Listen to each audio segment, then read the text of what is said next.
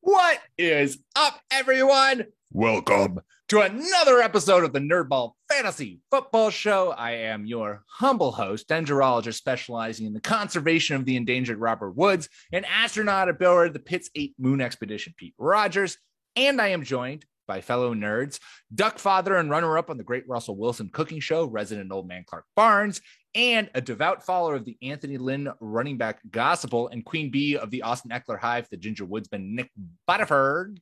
Guys, how are we doing today? Doing great, Pete. We're good, Pete. How are you? I'm good. How was everyone's Halloweens? Did you guys celebrate, have good costumes? What'd you do, Clark? I did nothing for Halloween. Clark. Yeah, I know. The resident old man. I'm old, man. You are we old. We had a family Halloween get together last week. So in my mind, Halloween has been over for like 8 days. We're like halfway into November in Clark's mind right now. I'm already salivating over Thanksgiving. But what about you young fellas? I saw some neat costumes from you guys. Yeah. Well, Becca and I went as, and I should know the character names, but I don't. But Frances McDormand and Steve Buscemi's characters from Fargo, which was we were brainstorming like different outfits that Becca could wear being pregnant, and she came upon this one, which also works because, and I specified this on the Starts and Sit show, Becca does not drink because she's pregnant, but when she did drink, her Midwest accent comes out thick and strong then, and so she was turning it on during we had a little social gathering on Saturday to celebrate Halloween early, and so she was. And you already had the police uniform from your cosplay. So, and we already had exactly. That's so great. That was we just pulled it out. We washed it, and then we she threw it right on. Yeah, it's perfect. Nick, you? Oh no, I thought it was you. I think you said Frances McDormand. Frances McDormand. There's a D on the end, not a T, but I like the idea of her like just kind of taking a nap for a little while. Frances McDormand, as she slumbers. Pronunciation. This is she's Fred Van Winkle. Isn't that the guy who slept forever? It's a deep cut for Clark. Resident old man. Nick, tell me your Halloween. Jesus. We did a cocktail class, and my significant other was an alligator, and I was an alligator wrangler, and we won a 3-pack of Tom Douglas meat rubs. Awesome. And was that also, were you just able to pull that out of your cosplay closet before, or did you guys not need to get that special for Halloween? We hot glued some things onto hats. Okay, nice. But I do have my Daddy Wrestles Gators hat, so I had a head start. You had a head start on it. Yeah. Good. Well, there you go. There's Halloween for you. Clark, I'm very upset with you that you didn't do Halloween. Okay. I mean, I did Halloween. You did it. You just did it in the middle of October as opposed to when it actually comes. Yeah, and I was a priest. Very bored. And you're a priest. Yeah. Do you get trick or treaters? No, we're too far. Okay, just too far north or too far out. Like, I mean, trick or treaters would get quite a workout if they trick or treated in my like neighborhood. There's probably like 3 houses per block, and a block is probably like a mile long. Yeah, I had trouble finding it with a car. Yeah. Seems like a perfect place to send little kids to go trick-or-treating. I was upset because we moved into this like kind of like residential area, and I was all ready for trick-or-treaters, but they did not come, and I was not pleased. Bert was the most annoyed because we put the candy bowl right by the window that he likes to look out, and he was fully anticipating little kids just coming constantly to get candy, and they did not. So upsetting. Let's talk some football. Week 8, as we do, we're going to start with our props and flops. We'll break down the news, talk waiver wire ads, and then, of course, we're going to spice it up a little bit. Normally, we do worry, panic, scale index to wrap up the show. But this week, since the NFL's actual trade deadline is on Tuesday, because Tuesday is the most important day of the week, and it should have the weight and importance that it deserves, honestly. We're going to go through and we're just going to give one player who we'd love to see change teams from a fantasy standpoint. So let's start with props and flops. And I want to start us off. I have 2 props to give, one from a fantasy standpoint, and one I want to start by just giving props to Calvin Ridley because he is stepping us away from football right now for mental health reasons. And he's been very open about that. And he took a personal week against the Jets in London and then played, and then took a personal week this past week for the Falcons. And I think it's just important in fantasy. It's very easy to get wrapped up in these players just being names on your team and not actual human beings and people. And so I think it's very important to recognize that when a player who is a person and wants to take care of themselves, that they are more than allowed to do that. And we should celebrate that and not, be angry at them for letting down your team or letting down their team or whatever. That we should celebrate the fact that good for you, Calvin Ridley. I hope that you get the help that you need, or the break that you're taking is helpful for whatever you are looking for, and you can come back strong. Or if you choose not to come back, that's all right as well. So wanted to start there with props to Calvin Ridley for that. And then ditto. And then also I need to give props to Michael Carter for backing up everything that I said during starts and sits last week, where I was all aboard the Jets backfield with Mike White, Hall of Fame quarterback Mike White, who's going to supplant Zach Wilson. I mean, what a terrible draft pick Zach Wilson now looks with 400-yard passer Mike White in there. But going up against a Bengals defense that was allowing the most receptions to running backs, wow, Michael Carter and Ty Johnson both got it done for you. So props to Michael Carter for living up to the rookie hype and finally paying off for me when I drafted him I drafted him in my home league, and I've been holding him onto him for this explicit week, and it worked. So props to Michael Carter. Yeah, Carter was an exciting rookie whose upside had been capped by just the horrific quarterbacking in New York. So it's really cool to see him get an opportunity and pay that off. He was Javonte Williams's running mate, and hopefully those guys will be kind of connected at the hip career-wise, because they're both super talented. So really exciting to see Carter get an opportunity and pay it off. It may go back to being not fantasy relevant when Zach Wilson comes back, but exciting to see the guy who I thought was going to be really good, be good. If Zach Wilson comes back, they could just decide that. I mean, there was a quote saying that we don't know. You never know. And it's like, hey, stranger things. We don't know who's going to be alive on Sunday. We don't even know. We don't even know who's going to be alive.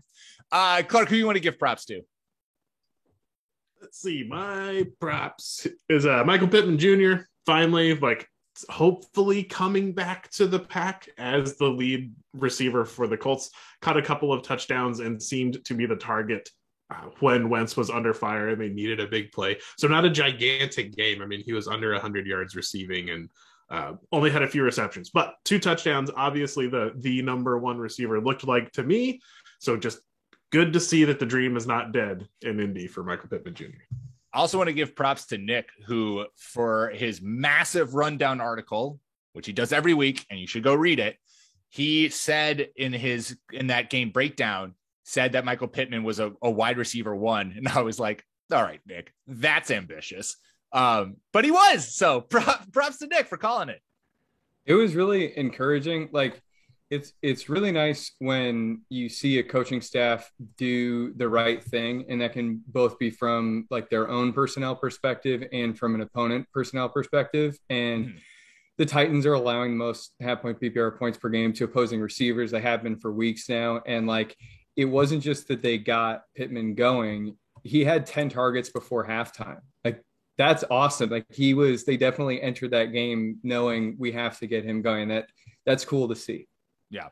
Yeah. And then Carson Wentz decided to throw a touchdown to the other team in his own end zone. Carson Wentz's decision-making is questionable at best. Nick, who you want to give props to? Who did I write down? Elijah Mitchell. So this is concerning because I've been kind of frantically searching on the various medical boards to see if there's an update here. But I wanted to give props to Elijah Mitchell because the guy's gone over 100 yards and scored a touchdown in consecutive weeks. And it's been exciting to see the Niners put him and JaMycal Hasty, who I think I've been calling J.R. Hasty for a few weeks now. And that's because he was the star running back of my hometown. Different guy, did play D1, but did not make it. But Yeah, I mean they have very clear roles in their backfield right now, and Elijah Mitchell is just like he's the lead back. He's an absolute beast, but we did just get a notice that he has some sort of rib issue, and I don't know what it is beyond. I think that he's going to be limited to start the week, which I will totally take limited, but I am like, we've seen a run of rib injuries. And so we got to figure out if this is cartilage or just like a bruised rib bone or something. Because if it's cartilage, then he might be out for a couple of weeks. But props to Eli Mitchell on his recent production regardless. And props to everyone who blew their fab to get him and then stuck around with him, because he was great that first week 1, and then he was okay against the Eagles in week 2. Then he was missed all of those games, and now he's come back and has certainly been the RB1 in San Francisco and has looked the part. Special shout out to all the folks who picked him up 5 minutes before kickoff when Sermon was deactivated as like a surprise inactive in week 2. Those are the grinders. Those are the real winners. Yes, we celebrate people who don't have lives. For my flop, we're going to switch on over to that. I want to give flops.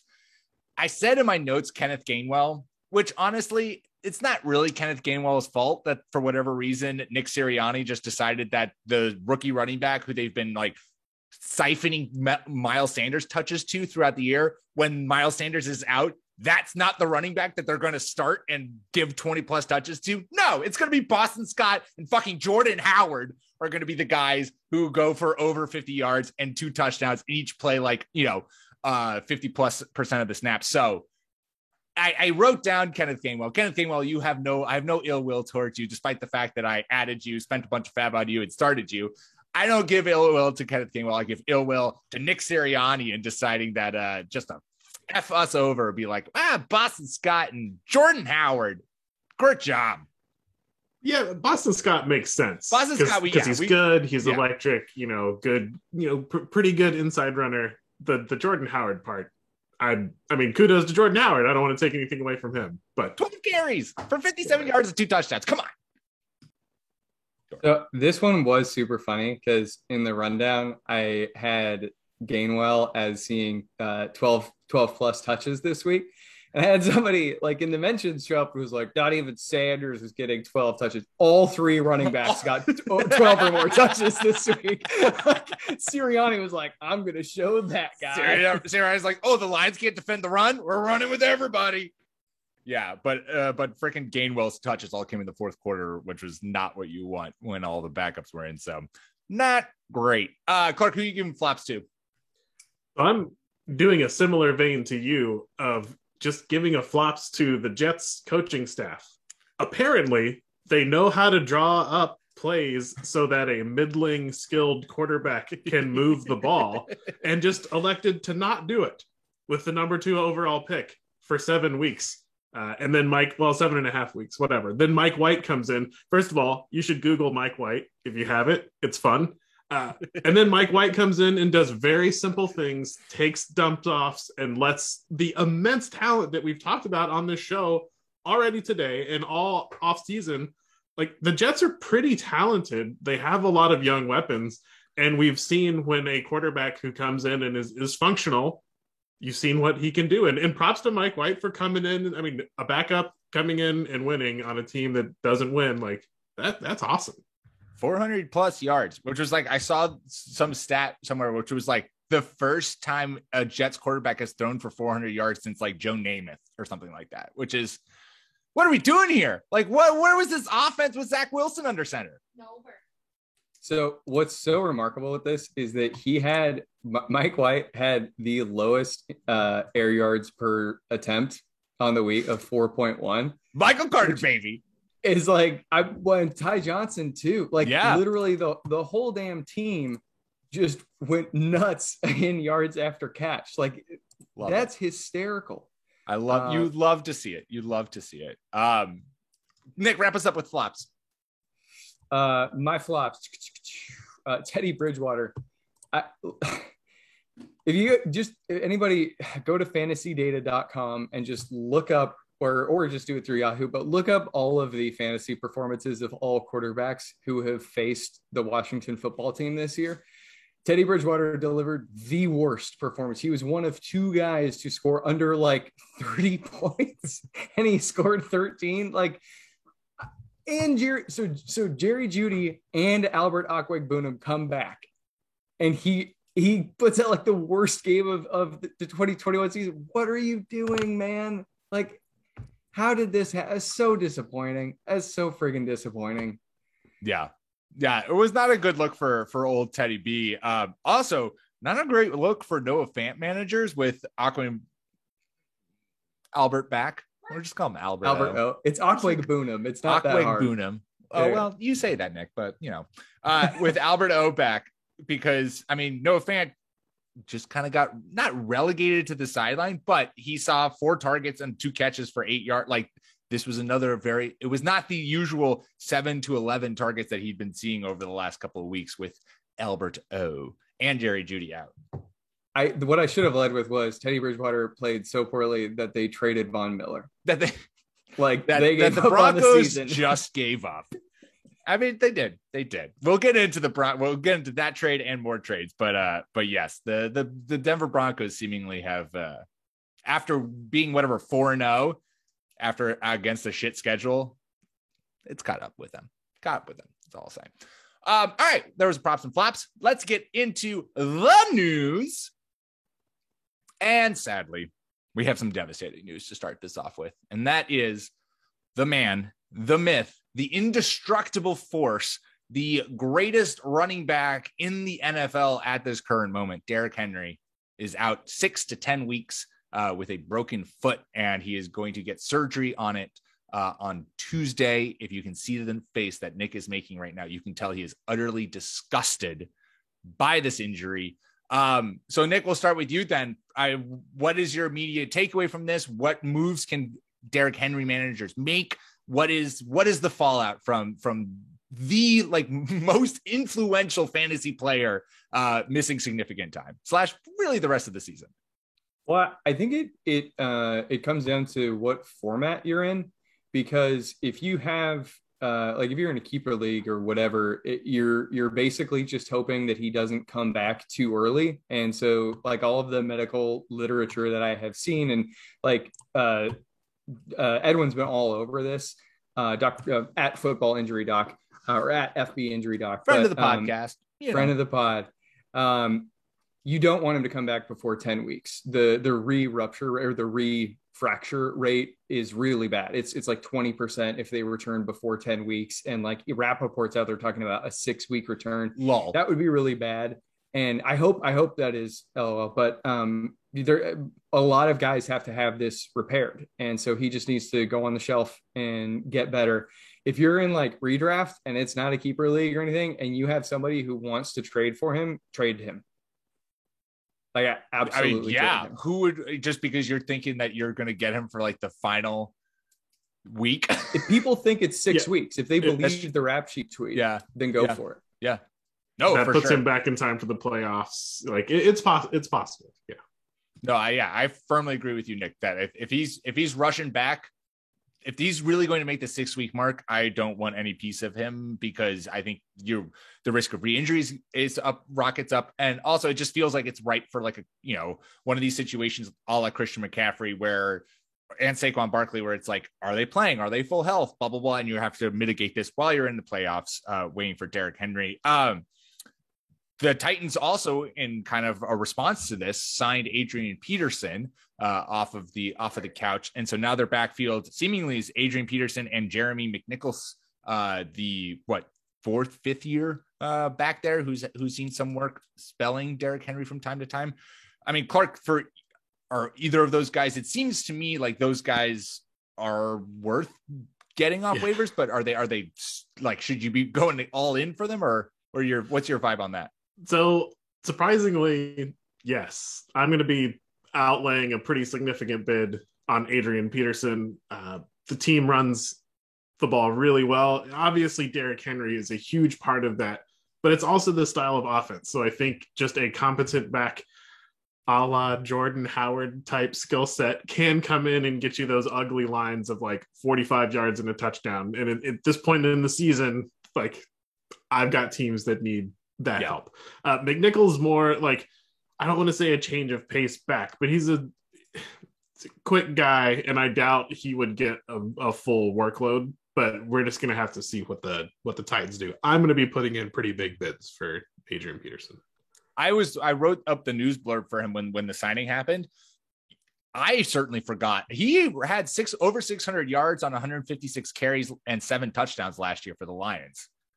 Like Adrian Peterson, he continues to look okay. Yeah. Right. And like, this is like late career Frank Gore stuff, except a little bit more pop. Whereas like Frank Gore would run to the right spot. And like, we laugh, but like, a lot of really young electric backs don't. And so they may break off a 60-yarder and it looks great, but their other 10 carries, they're running into their offensive linemen because they don't know where to go. So Peterson's still a very good at playing running back guy. He's just starting to get a little long in the tooth. Which means he's like my age. I think that he'll get volume. I think Jeremy McNichols should be rostered too. But I think Peterson will get volume, and he'll get what's blocked, and this is a good rushing offense. All right. Also, big news from an injury standpoint for season long. Jameis Winston out for the year with a torn ACL, sadly, against the Buccaneers. He got tackled and fell down weird. And that was that for his knee, which, Clark, I know you talking about the waiver wire, you are very high on then going and get Taysom Hill, who presumably, I mean, we all assume would be the now starting quarterback for the Saints moving forward. Yeah, it's if you're desperate for quarterback, like I play in a league where you have to roster at least 2 of every position. So 24 quarterbacks are rostered, even though it's only one QB. I'm going to go out and get him. I've looked at the games that Taysom Hill played last year. I think it was like weeks 11, 12, 13, something like that. Yeah. Almost always finished inside the top 12 and put up a couple of good games. This is very much a fantasy is different from real life. Cue Jalen Hurts' fantasy performance. But yeah, we watched Trevor Siemian play a lot of games in Denver. Unless he has markedly improved under the tutelage of the Saints coaching staff, I don't think that that's a real thing. No, I have to. It has to be Taysom Hill, I would assume, is the guy who's now going to take over from here on. I'm sure they'll probably roll in Trevor Siemian for some, shot plays, or maybe that. I mean, who knows? But what you said, Clark, I think totally rings true. Where it's like this is a key example of the difference between real football and fantasy football. Hill's rushing floor is like pretty much automatically locks him in as a QB2 or a QB1 pretty much every week, I would say, given the fact that like when they get down to the red zone, he's probably going to run it for a touchdown, which then caps Alvin Kamara and Mark Ingram's kind of like ceilings in fantasy moving forward. I think this completely nukes any pass catcher in New Orleans. Like I am not holding on to anyone in New Orleans who catches the football.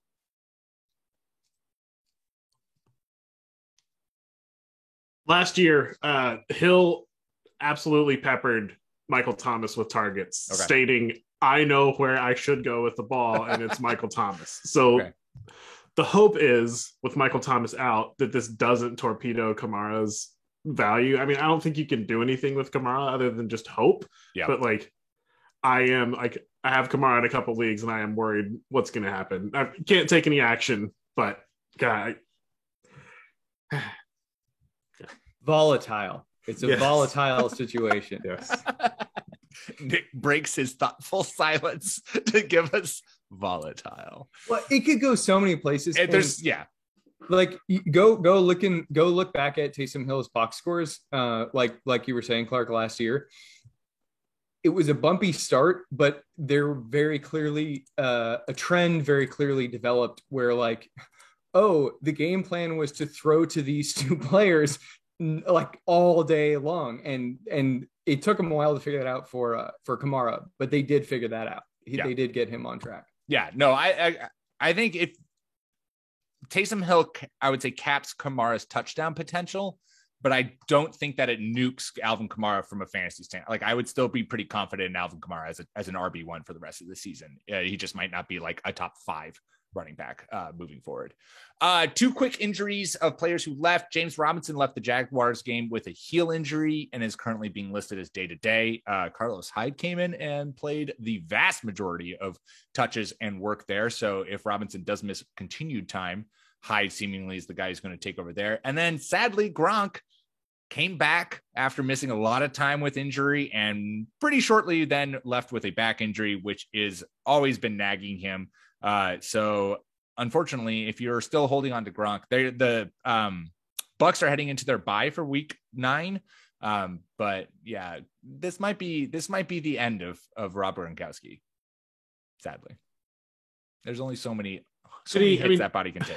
So I know we're still waiting on learning more information about the back. I think for fantasy and for regular season, I'm probably going to move on from Gronkowski, but just as a fun and football watching guy, I really hope that he's able to come back for the playoffs. And that even if he's healthy before the playoffs, just keep him out. You know, like just, This offense certainly doesn't need him, right? This passing game has so many weapons that they don't need Gronk. And so I totally agree with you, Clark, where it's like, shut down Gronk for the rest of the season.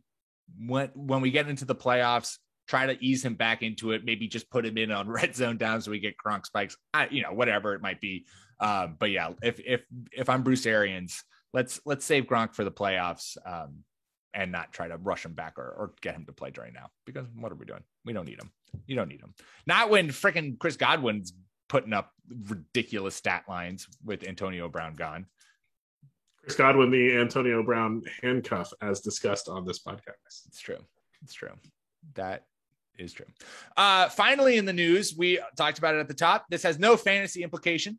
Not really. But it is the first new big trade that we have going down at the trade deadline, and that is Von Miller getting sent to the Rams for, I think, 2 second-round picks or something like that, or 2.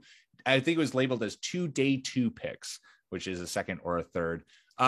I tweeted this out right when the trade went down, but for some way, somehow, I don't understand this, but the Rams have been going all in for like 5 years. And I don't get where the money comes from. I don't get where these picks come from. Like, why are more teams not just doing this strategy of just like, we're going to just trade for all of these veteran players or all these all-stars and just make the cap work? I don't know. It's really good book cooking by the Rams. So good on them. This defense is now formidable. As if it wasn't already. Mixing those D's and T's up. Formidable. Formidable.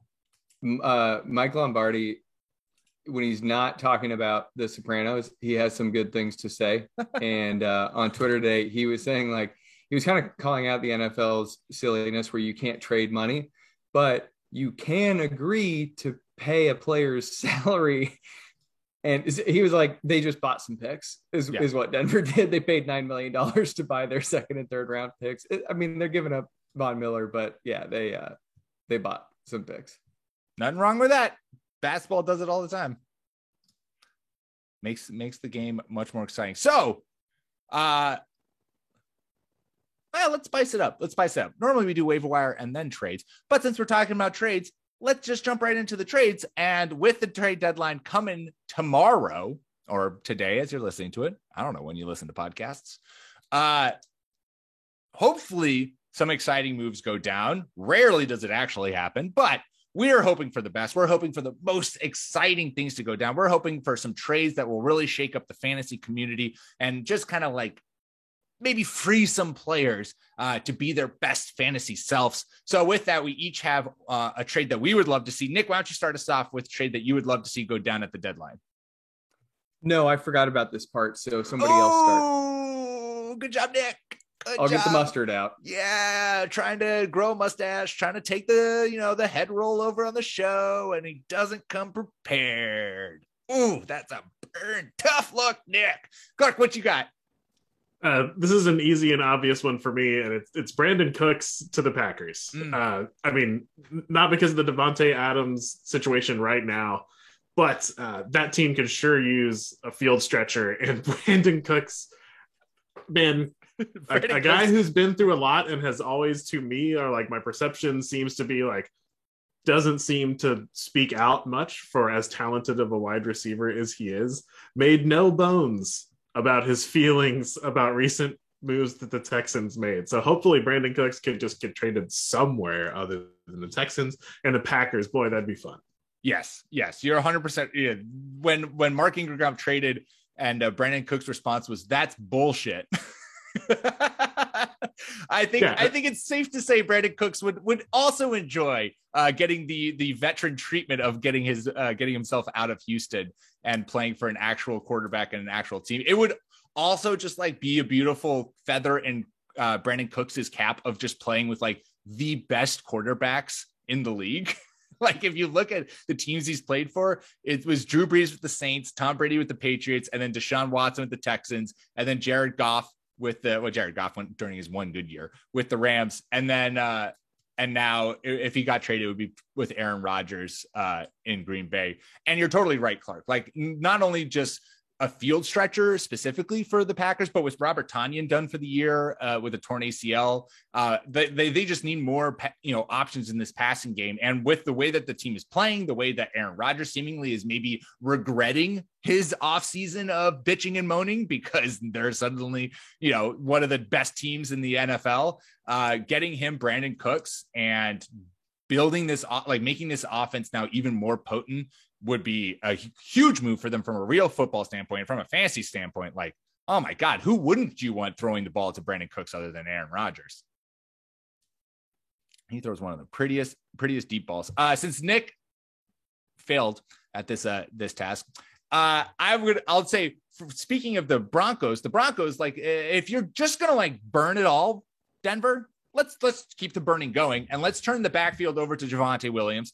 Let's turn the backfield over to the rookie, and let's trade Melvin Gordon to a team that could actually use a veteran running back on an expiring contract, a team that's looking to make a push into the playoffs and maybe finally getting over that hump. And that's the Baltimore Ravens. We know the Ravens want to run the football. We know that this offense can run the football, and they're right now doing it with just this cast off old running backs. You have Le'Veon Bell, you have Devonta Freeman, you have Tyson Williams, who's not old, but this is this backfield committee that they did not want to have. They wanted it to be J.K. Dobbins. They wanted it to be Gus Edwards. Let's go make it Melvin Gordon. Melvin Gordon has been playing actually pretty well this year. And I just think that shifting him into a backfield where we no longer have to worry about, I think there would still be, obviously the Ravens would still balance in their other running backs or maybe just Tyson Williams. Who knows? But it would add clarity to the Ravens backfield, making Melvin Gordon a more viable fantasy start. And back in Denver, it would free Javonte Williams, who's looked really good at times, to be the full bulk out there. And if it's a lost season, why not see what the rookie has and see what you guys can do moving forward? Yeah, I thought it would have been funny to suggest Javonte Williams being traded somewhere just because I was kind of more in on Melvin Gordon at the beginning of this year. Because Dwayne McFarland has pointed this out. He nailed this in like June. The record of it is nearly impossible for a second round running back to overtake an incumbent, and I think a lot of us kind of forgot that idea. And Gordon, he's just like here to stay. Yeah. I really had hoped that he was going to end up on Tennessee. That would have been a lot of fun. Yeah. I that was my original pick, and then the Adrian Peterson signing went down. It's like, okay, well, it seems like Tennessee's kind of got their backfield figured out. Well, I think why I like this move is even if you're going to blow it up, or even if you're just kind of riding off the rest of this year, they're probably not going to move on from Jerry Jeudy or Cortland Sutton or even Tim Patrick. They probably want to give themselves at negotiating that deal. Noah Fant, guys like that. But Melvin Gordon is clearly not going to be on this team next year, and they have a plan. And while it would probably accelerate what they wanted to do, if they could get a third or a fourth, maybe, a team might be willing to give that up for a 1-year rental, especially a team like the Ravens, such a clear need. And with the passing game coming together, this is really growing on me. I like this one a lot. Also, I happen to have Melvin Gordon in a couple of leagues, and oh my goodness, wouldn't I love to see this come speak it into existence? Exactly. Put the positive vibes out there. Nick, so for mine, yes, you've done it. Good job, Nicholas. Yeah, no, we're cooking with gas. That's some behind the scenes work right there. I want to see Jared Cook go somewhere, and I don't really care where. Maybe it'd be fun to have him go to the Packers or something. But we already talked about that. I just want to see a full or now a half season of Donald Parham as the Chargers tight end one. Dude, he's so much fun to watch. He's so good, and they don't have a number three. They have a number three passing game component. It's Eckler.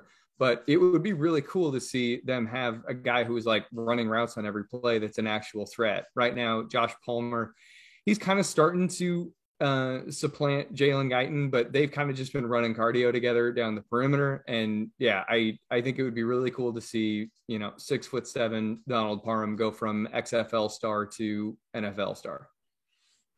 Yeah, I like that a lot. And I'm just kind of looking quickly at teams who I think it would mildly make sense to make that move. And none really come to mind, but I like the notion of getting Donald Parham, is Parham, right? Yeah. Nick is all in Pete's head now. I know. I am rattled. I am rattled from a grammar and speaking standpoint, which is great when you're hosting a spoken word meeting. But yeah, he has certainly shown flashes, and we've also seen that in this offense, if you are a big physical target, that can go a long way. And I think that they do need to have a third passing game who's not Austin Eckler, a third passing game weapon really emerge, because we've started to see, you saw it against the Patriots where they were able to kind of lock up Mike Williams and have a defense that contained him. And it was really then just Keenan Allen and Austin Eckler on the ground. And they need kind of a third person that Justin Herbert can rely on, who can get open and get the ball. And maybe that's Donald Parham. And at, 6'7" or 6'8", it's hard to cover a guy that size, especially if you're athletic enough in order to go up and get balls. Could the Bucks maybe? The Bucks have so many tight ends though that they don't even really use, so maybe that doesn't make sense. That would be cool. My only other one is the same vein. It's just one of Juwan Johnson or Adam Troutman. I think either of those guys could contribute a lot more. There's just so many. Just freeing up the tight end. Yeah. Let's not have tight end by committees be a thing now. We're already dealing with running back committees. Let's not go into this world of having tight end committees for the fantasy community to have to deal with. Please, no, thank you. And I feel bad because Clark loves talking about the depth at the tight end position. And I know that he wants to spend more time discussing the number 2 tight end on a given There team. are very few things that Clark loves doing the tight end rankings, ranking tight ends 5 and down. He does his top 5 and then he's like, I don't give a fuck. The kicker ranks is my favorite thing to do each week, as Pete knows. Pete is our editor over at Nerdball FF. My God.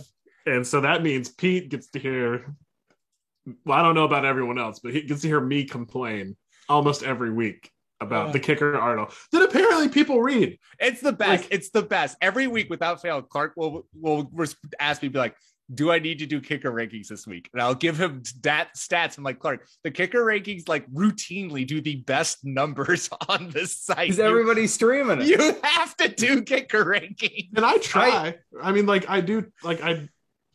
If I'm going to do it, I try to do it. We all put it. Yes. None of us do anything half-assed. We can still bitch and moan about what we're doing. I whole ass everything. I love the meta around kickers. So many people are like, you got to find one that's on a team that's kind of good, but they get stopped. No, just pick one where they go into the red zone all the time and stop thinking about it. That's my nuanced approach. Is the team expected to score a lot? Well, it's then good for kickers. May score a lot. Sometimes that other thing happened, like Daniel Carlson last year, and that's great. Nick Folk this year, conservative ass Patriots offense, and Nick Folk's kicking 3 field goals a game. There you go. But I love the amount of effort and time that's spent on, and we can't say meta anymore, Nick, because that's a trademark company brand name now. And we'll be it got zucked. We'll be sued. I'm gonna make my little Facebook fucking avatar thing so I can just go pummel a Zuckerberg avatar. And now that's gonna be, if I'm in the UK, I can get thrown in jail for that. Jesus what? Christ. Anyway, you can get thrown they're passing. You can't beat up Mark Zuckerberg in England. What? Oh, come on, United Kingdom. You can beat up Mark Zuckerberg. if you were saying things that are likely to cause psychological harm, so you get to define that as however the hell you please. I know, Clark, we'll have to talk about this. I can't wait to do our off-season end of society broadcast podcast, Nick. It's going to be great. Twitter pylons are a category. It's going to be, so it's going to be wild. Too many likes. It's going to, it's going to be wild because I'm going to have to listen and edit that show, and I will have 2 screaming kids, and I'll be like, wow, Nick and Clark are going down this really dark train of thought about the demise of the world. You're screaming louder than my children are. And I will be waist deep in dirty diapers. All right. Before we go, let's address the waiver wire. Obviously, we touched on some guys. Clark really likes Taysom Hill, and I certainly agree with him on that. We also touched on the Titans backfield in Adrian Peterson, and the other guy whose name now I'm spacing. I had it up, but now I've forgotten. Jeremy McNichols. Thank you.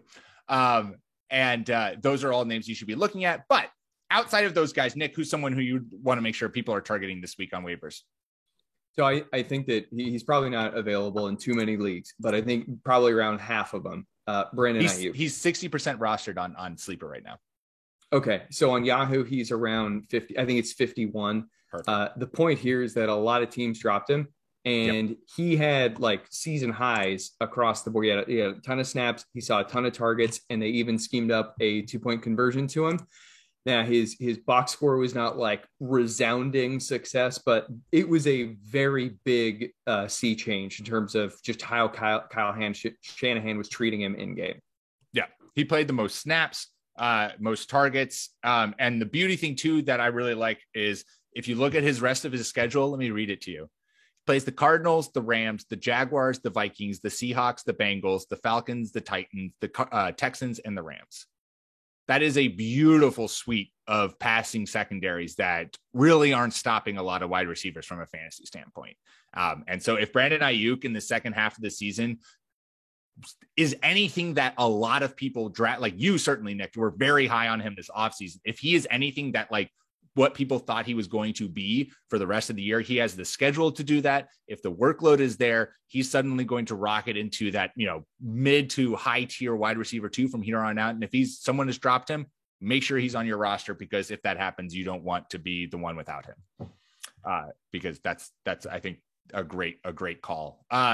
Clark, one of my guys for you is thinking of you, because I know you are our devout Devontae Parker stan on this show, and that he has been like very quietly having actually a pretty solid year. I know that he missed a couple of games, and that's going to kind of skew people, but he came back from a hamstring injury after missing 3 weeks against the Bills, their number 1 ranked pass defense last week, and he saw 11 targets, 8 catches, 85 yards, played 91% of snaps, and had a 28% target share.